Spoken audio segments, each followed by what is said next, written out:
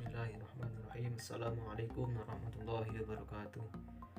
Alhamdulillahirabbil alamin. Shalatu wassalamu ala sayyidi rasulillah Muhammadin wa ala alihi washabihi ajmain, amma ba'd.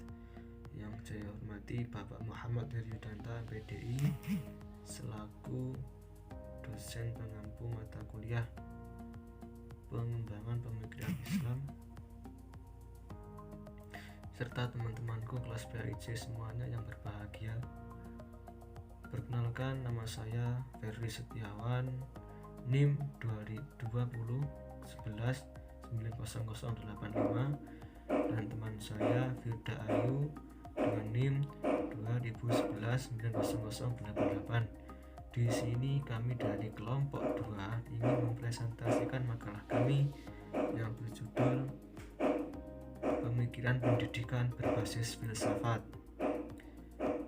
Oke, yang pertama saya akan menyampaikan sedikit tentang apa itu filsafat.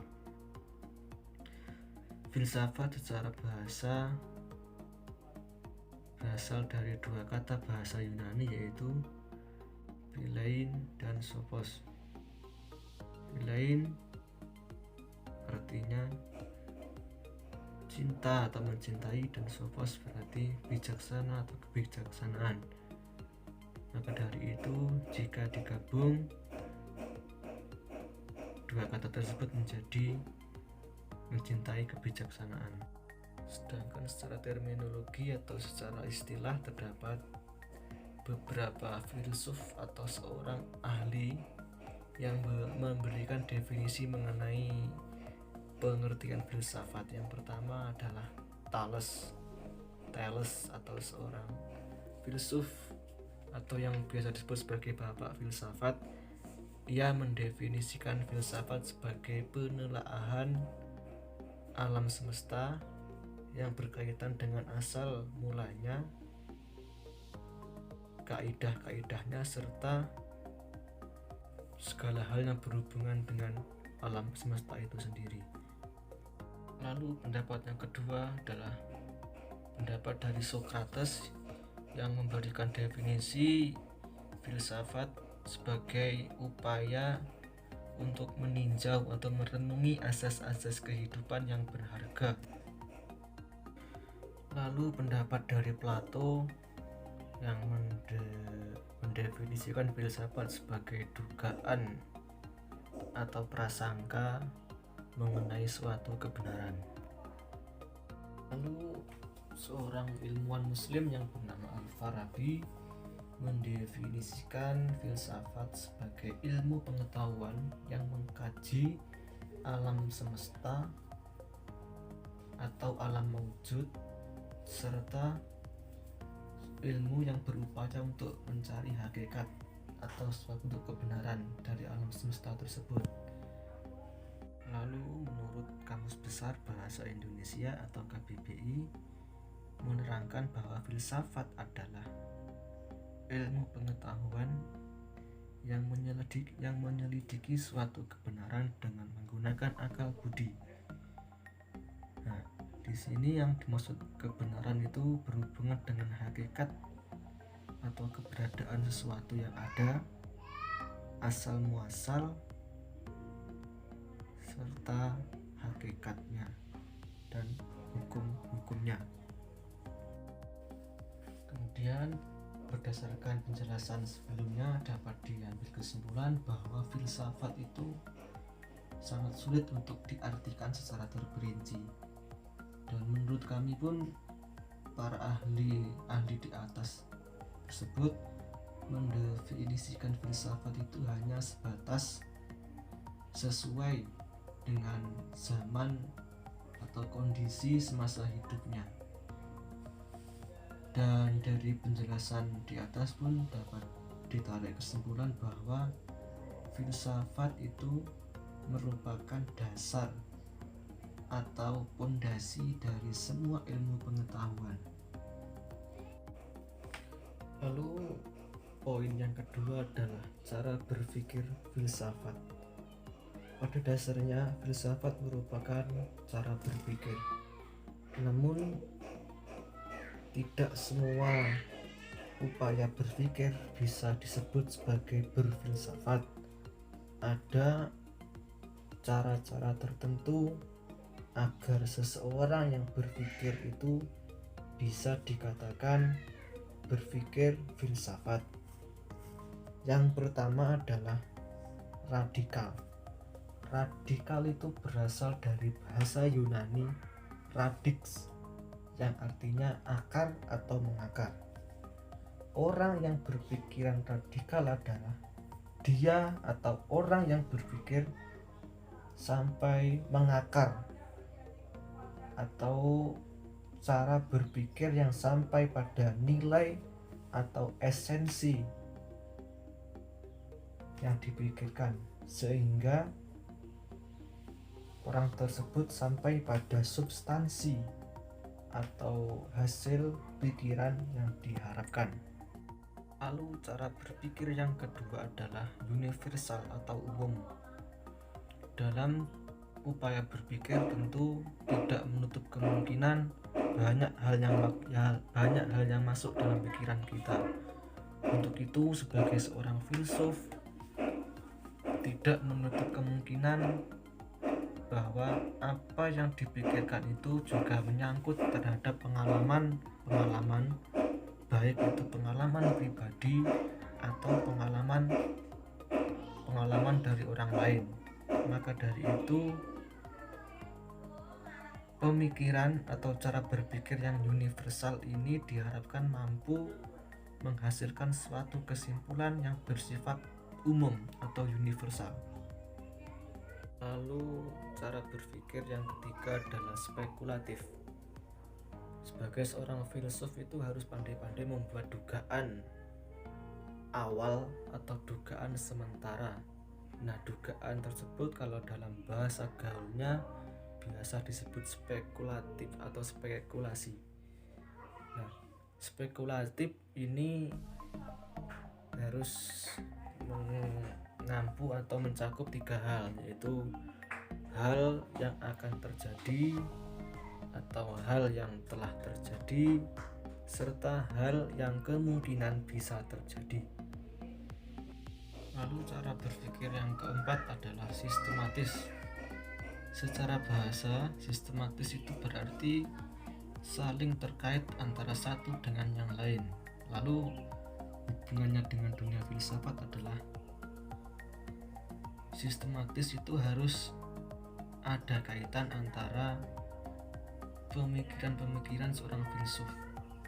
Jadi pemikiran awal sampai pemikiran yang akhir mengenai kebenaran itu harus ada kaitannya. Nah, kalau tidak ada kaitannya itu bukan cara berpikir yang filsafatis atau seorang filsuf. Lalu cara berpikir yang kelima adalah koheren dan konsisten. Koheren itu artinya sesuai dengan kaidah-kaidah cara berpikir, atau dalam bahasa singkatnya disebut logis. Lalu konsisten itu tidak terdapat kontradiksi dalam suatu masalah. Lalu cara berpikir yang keenam adalah konseptual. Artinya generalisasi atas pengalaman yang terjadi pada taraf individual. Dan dengan cara berpikir konseptual ini dapat memungkinkan seorang filsuf itu melampaui batas-batas pengalaman dirinya sendiri. Lalu cara berpikir yang ketujuh adalah bertanggung jawab. Seorang filsuf itu harus bertanggung jawab terutama pada dirinya sendiri atas temuan atau hasil buah pikirannya sendiri. Dalam hal ini dapat dilihat suatu keterkaitan antara kebebasan berpikir dalam filsafat dengan etika atau moral yang menjadi landasannya. Baiklah, untuk penjelasan selanjutnya dilanjutkan rekan saya. Assalamualaikum warahmatullahi wabarakatuh. Di sini saya akan menyampaikan bagian C, yaitu filsafat pendidikan. Filsafat pendidikan adalah filsafat yang digunakan dalam studi mengenai masalah-masalah pendidikan. Filsafat itu menentukan mau dibawa kemana siswa itu nanti. Kemudian filsafat merupakan perangkat nilai-nilai yang melandasi dan membimbing ke arah pencapaian tujuan pendidikan. Jadi filsafat yang dianut oleh sebuah bangsa atau kelompok tertentu atau juga oleh individu tertentu itu sangat mempengaruhi tujuan pendidikan yang akan dicapai. Kemudian filsafat yang dianut oleh suatu bangsa itu pasti menjadikan tujuan pendidikan suatu negara atau bangsa itu berbeda-beda dengan negara lainnya. Kemudian tujuan pendidikan itu pada dasarnya merupakan rumusan yang komprehensif mengenai apa yang harus dicapai. Tujuan itu memuat pernyataan-pernyataan atau statement mengenai berbagai kemampuan yang diharapkan dapat dimiliki oleh siswa, selaras dengan sistem nilai dan falsafah yang dianut. Kemudian hal tersebut itu menunjukkan bahwa keterkaitan antara falsafat atau filsafat yang dianut dengan tujuan pendidikan yang dirumuskan itu memiliki keterkaitan yang sangat erat. Kemudian selanjutnya yaitu filsafat pendidikan Islam. Filsafat pendidikan Islam yaitu kajian filosofis mengenai berbagai masalah pendidikan yang berlandaskan ajaran Islam atau syariat Islam. Penjelasan tentang filsafat pendidikan Islam ini juga bisa diterangkan yaitu pembahasan tentang hakikat kemampuan Muslim atau umat Islam untuk dapat dibina, dikembangkan, dan dibimbing sehingga menjadi manusia yang seluruh pribadinya dijiwai oleh ajaran Islam. Kemudian selanjutnya yaitu ruang lingkup filsafat pendidikan Islam. Ruang lingkup filsafat pendidikan Islam yaitu pembahasan yang radikal tentang masalah prinsip atau yang mendasar dari pendidikan Islam, seperti tentang hakikat pendidikan, hakikat manusia, hakikat pendidik, hakikat peserta didik, hakikat kurikulum, hakikat metode, dan hakikat evaluasi. Dari penjelasan tentang ruang lingkup filsafat pendidikan Islam ini mengandung indikasi bahwa filsafat pendidikan Islam itu sebagai sebuah disiplin ilmu, mau tidak mau harus menunjukkan dengan jelas mengenai bidang kajiannya atau cakupan pembahasannya. Kemudian secara umum ruang lingkup pembahasan filsafat pendidikan Islam ini adalah pemikiran yang serba mendalam atau mendasar, sistematis, terpadu, logis, menyeluruh, dan universal. Kemudian filsafat pendidikan Islam harus mengkaji beberapa hal, yaitu yang pertama pandangan Islam tentang realitasi, kedua pandangan Islam tentang pengetahuan, dan ketiga pandangan Islam tentang nilai, yang keempat pandangan Islam tentang tujuan pendidikan, yang kelima cara-cara mencapai tujuan pendidikan yang juga akan menyangkut isi pendidikan dan proses pendidikan. Sekian penjelasan dari kami, bila ada kurang lebihnya saya mohon maaf. Wassalamualaikum warahmatullahi wabarakatuh.